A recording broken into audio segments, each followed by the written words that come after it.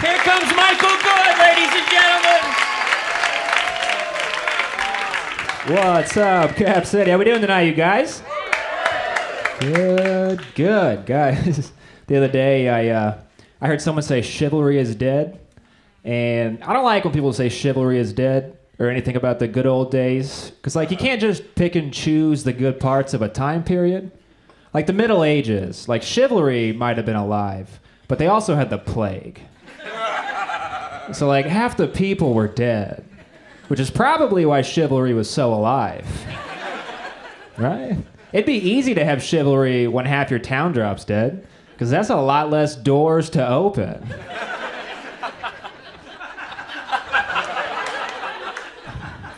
I love how panicked some dudes are right now about all this. Like, they'll just be like, some girls want you to open the door, and some girls don't. It's crazy out there.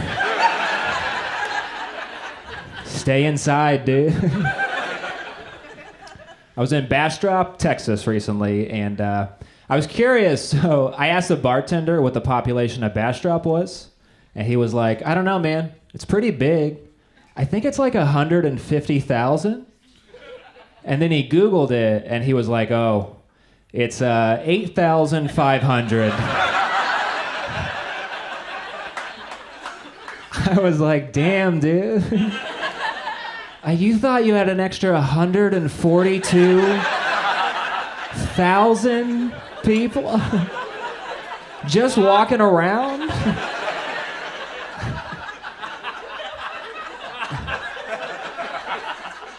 That's like, hey man, how many siblings do you have? 9. Oh wait, no, I'm an only child.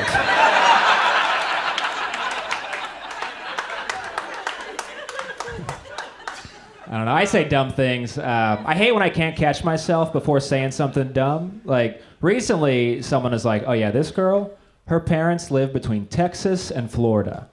And I was like, what state?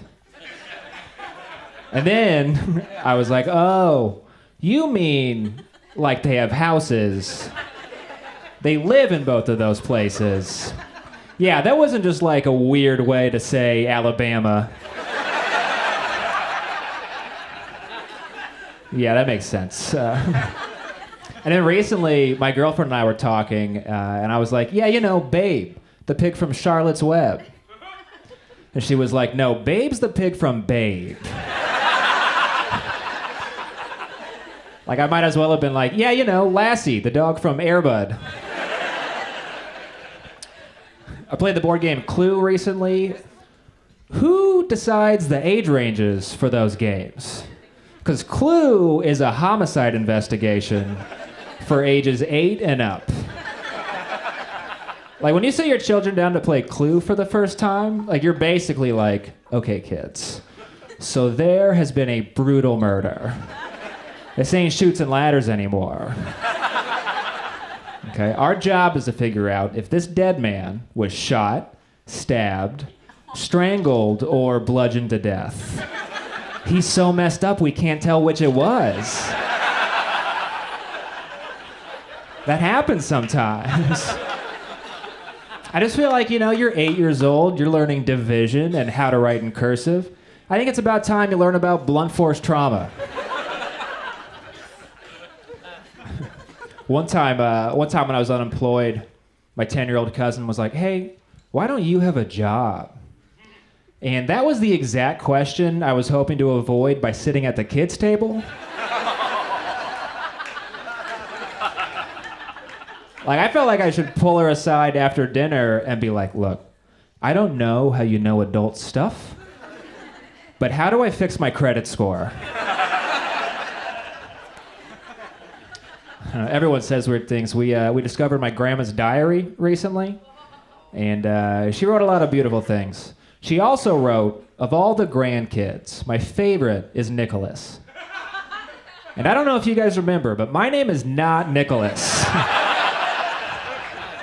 Damn, Grandma. People have been dying for a long time, you know, and you have your last words, but like someone had to hear that and then remember it and repeat it to someone else. Like that could just get lost to time. But now we have Twitter, And your last tweet is just out there forever. So like Leonard Nimoy died, and his last tweet was beautiful. It was, "A life is like a garden. Perfect moments can be had, but not preserved, except in memory. Live long and prosper." It's a beautiful, beautiful thing, right? But Alan Thicke, poor Alan Thicke.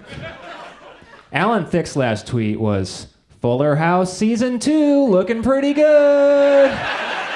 That's my time. Thank you so much, guys.